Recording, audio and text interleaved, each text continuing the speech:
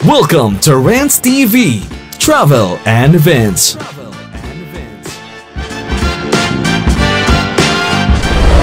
Hi guys, welcome back to my channel. Nandito po tayo ngayon sa Pasig River in Manila. Please samahan niyo po kung mag-update dito sa ongoing construction ng Pasig River Esplanade Phase 4. At ito na po sa tapat natin. Dito po sa area ng Arroceros Forest Park. Ito po yung update natin today, July 1, 2025. Ayan, full blast na po ang construction dito. As you can see, ayan o, ang dami na po mga pilote nakabaon. Meron pang bars dito napakalaki at may dalang mga napakaraming pilote.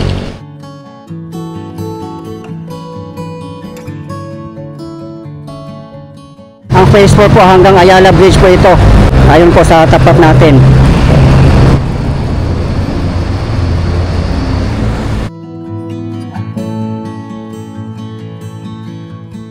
Republic of the Philippines, Department of Public Works and Highways, NCR Compound, 2nd Street, Port Area, Manila, Philippines. City of Manila project, construction, rehabilitation, improvement of various infrastructure, including local projects, Pasig River Esplanade, from Ayala Bridge to Jones Bridge, along Pasig River, Manila.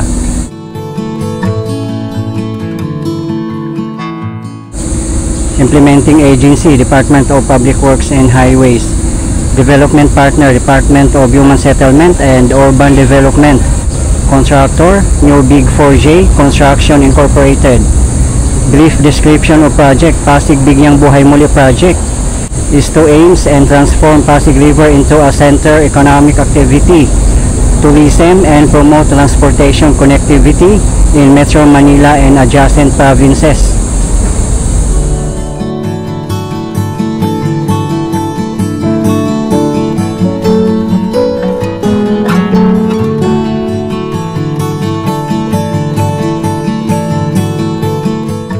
Sa mga hindi po nakakaalam, ang Pasig River Esplanade ay 25 kilometers po ito from Manila Bay up to Laguna de Bay.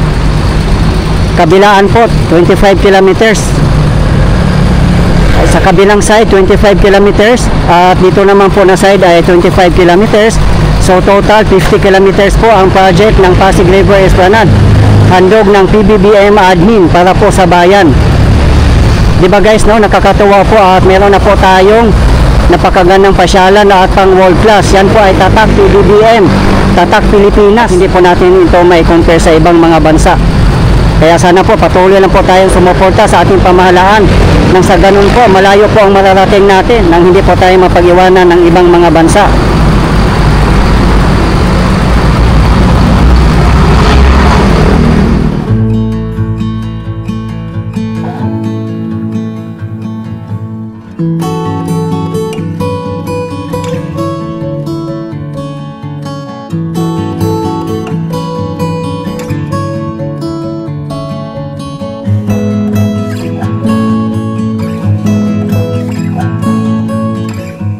Doon sa may existing promenade ng Arroceros Forest Park, dyan po idudugtong ang Phase 4.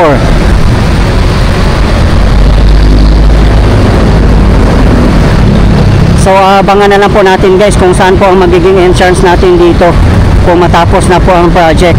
Siguro dyan mismo sa gate ng Arroceros Forest Park. At nakasarado na nga po dyan sa area ng promenade dahil po sa construction ng Phase 4.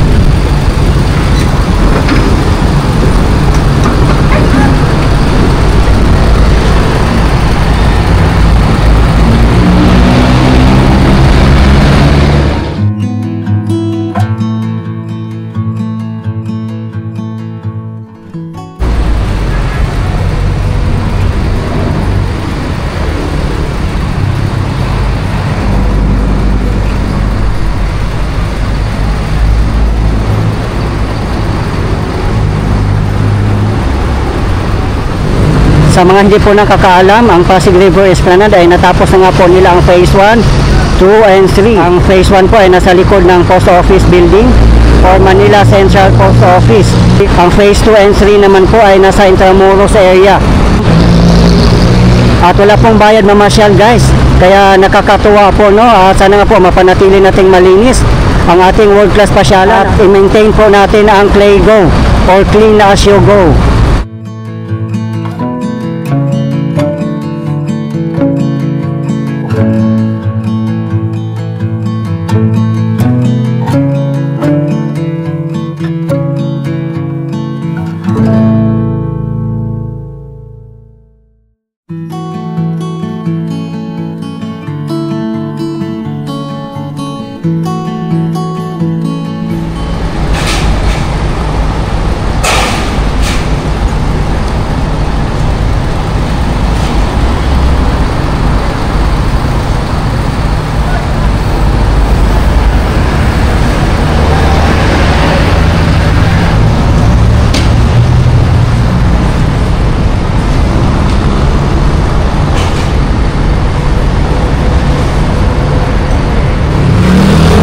Tawid din po tayo dyan sa kabila guys, sa may Lawton Ferry Station. At punta din po tayo sa Quinta Market, ayun lang po sa tapat natin. Pagbaba po natin dito sa Quezon Bridge ay nandyan na po ang Quiapo Church.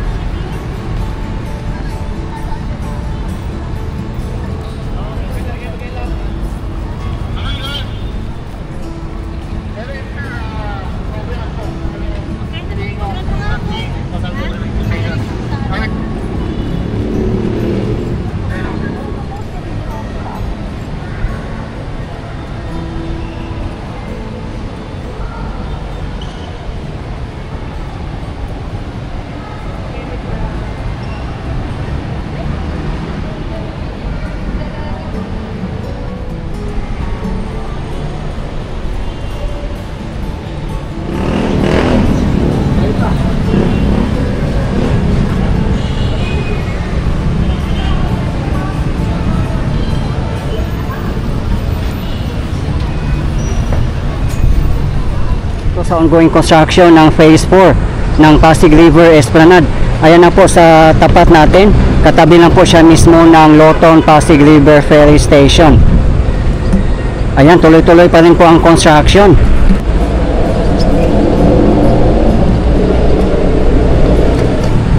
Ayan naman po ang Manuel L. Quezon Bridge. At yun naman po ang Aroseros Forest Park. Ayan naman po ay LRT1 bound for Fernando Po Jr. in Quezon City, formerly Roosevelt. Yan po ang 4th gen train set na napakaganda at napakabilis pong tumakbo niyan guys.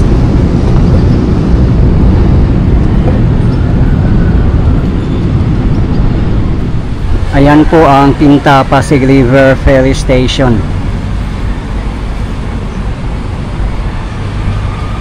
Ayan guys, nakita nyo na po ang Manuel L. Quezon Bridge na napakaganda po yan sa historic bridge dito sa kahabaan ng Pasig River. At sana nga po guys, no, ma-rehabilitate yan at pagandahin at linisin.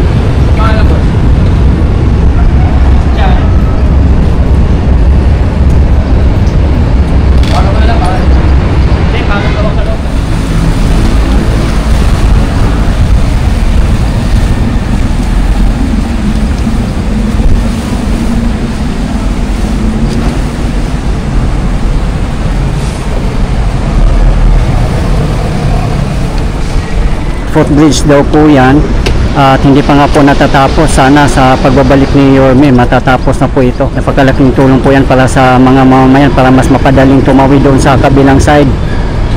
Yun nga lang, I'm not sure kung under ba yan ng LGU or national project ba yan.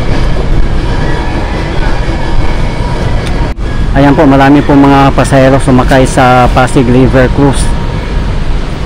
I-try nyo rin po yan guys kasi napakagandang experience po at isa pa walang bayad po.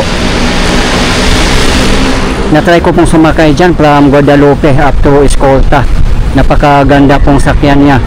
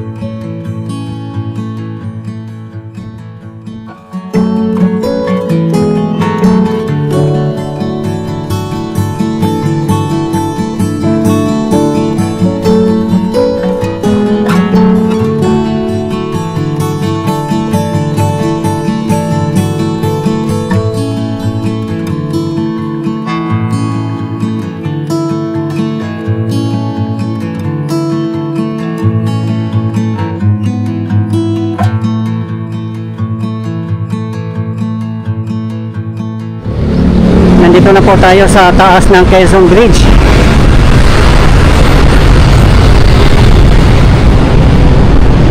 Diyan po tayo galing kanina.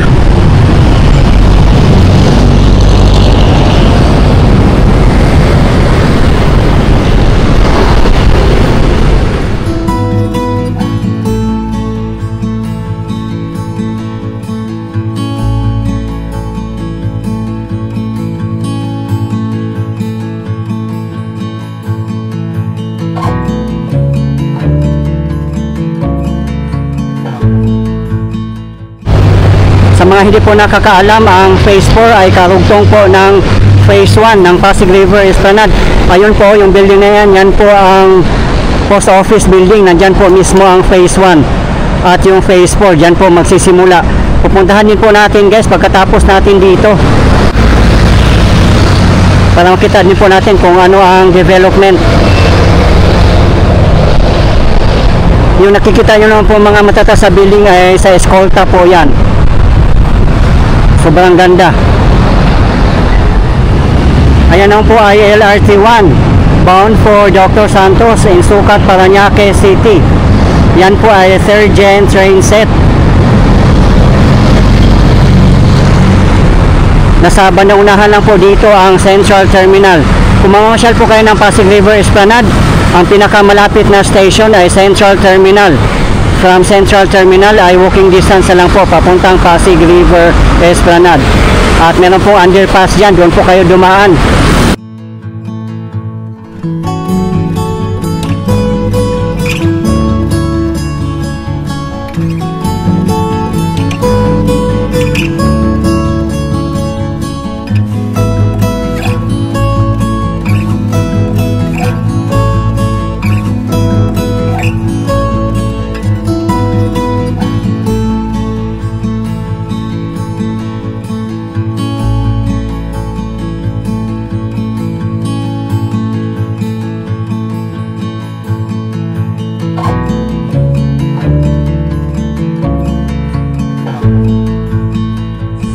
Nandito na po tayo sa Arroceros Forest Park.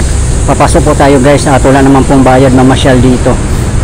At dito nga sa labasan lang ng park ay napakalinis na po. Nandito po sila ate, todo linis. Ayan po oh.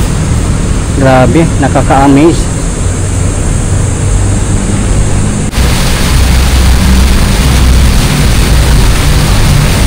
Ayan lang po ang Central Terminal ng LRT1. Kung pupunta po kayo ng Pasig River Esplanade, dito po kayo bumaba. Ito po ang pinakamalapit at walking distance lang po. Diyan po sa bandang unahan, meron pong underpass dyan, papuntang Luwas ng Bonifacio at patawid ng Intramuros. Sa tapat lang po natin ang Intramuros. Ito naman po ang Metropolitan Theater. At ito naman po ang Arroceros Forest Park.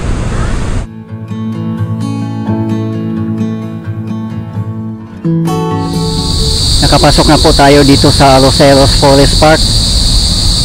Time check 2 PM local time. Grabe, sobrang ganda pa rin dito. Ayan oh. Talagang nakaka-relax dito. Doon na po tayo didiretso sa ongoing construction ng Phase 4.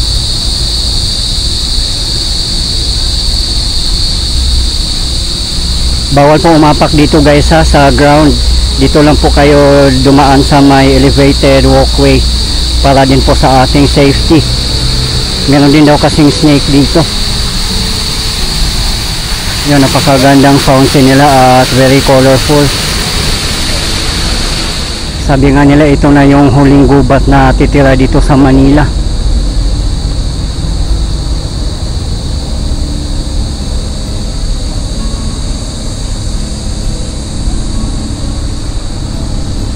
Yan, dito na tayo sa promenade area. Nakabakod na nga po dito.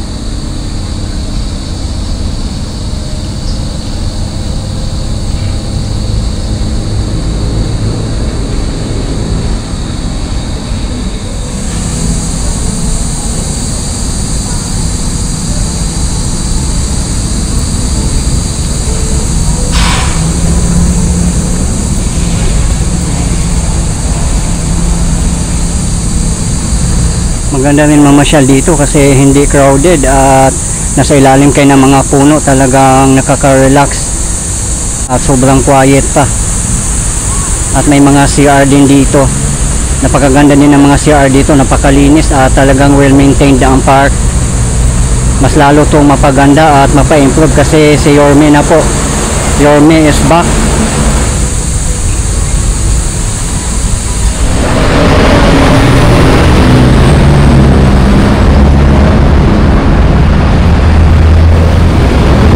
Yan lang po sa tapat natin ang Arroceros Forest Park. At yan po ang LRT1 bound for Fernando Po Jr. in Quezon City, formerly Roosevelt.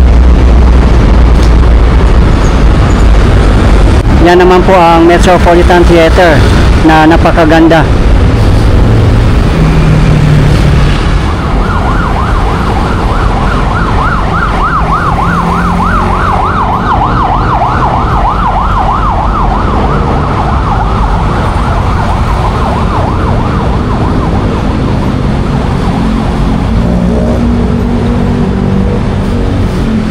Guys, ito na po tayo sa MacArthur Bridge. I-check po natin dito ang development ng Phase 4. Ayan po sa kabilang side ang post office building.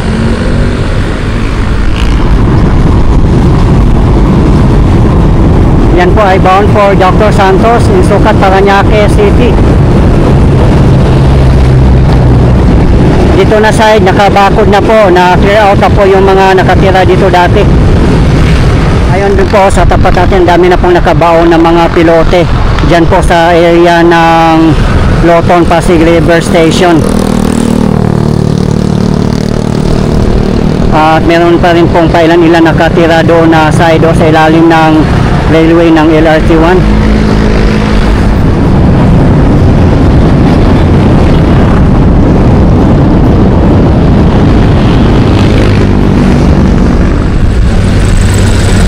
So ayan po ang latest development dito na side.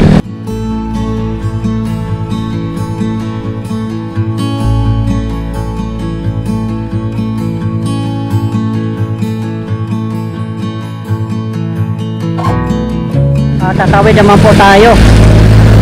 Ayan sa tapat natin. Diyan po mag-start ang Phase 4. Karugtong po ng Phase 1. Nandito na po tayo guys. Ayan o, tingnan nyo naman po ang boardwalk, almost done. Pati yung mga balusters halos naka-fix na po lahat. At may mga naka-ready na po na mga lamppost. Grabe, ang bilis no.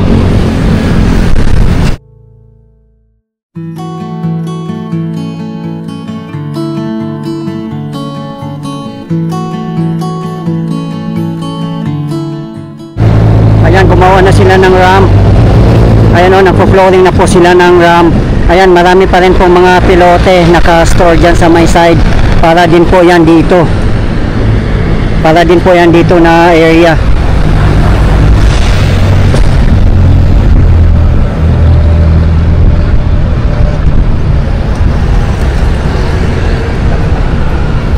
Ayan, wala na rin pong mga nakatira dito. Yung mga kubo-kubo na yan ay dyan po nakatira ang mga workers temporarily.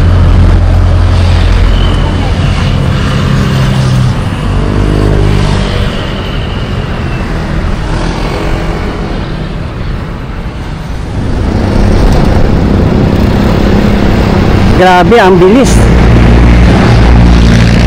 Ayan po sa tapat natin ang eskolta.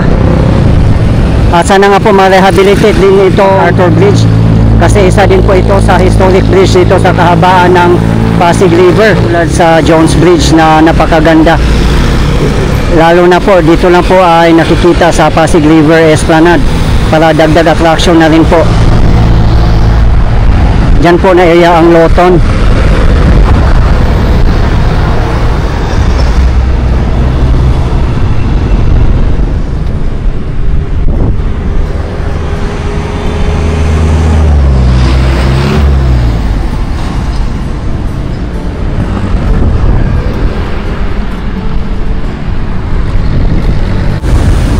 Nandito po tayo sa Liwasang Bonifacio. Ayun naman po ang post office building. Nasa likod lang po ng Post Office Building ang Pasig River Esplanade Phase 1. Ito po yung sitwasyon ng Liwasang Bonifacio today. Ayan po sa tapat natin ang Bagong Maynila Park or Lawton Park.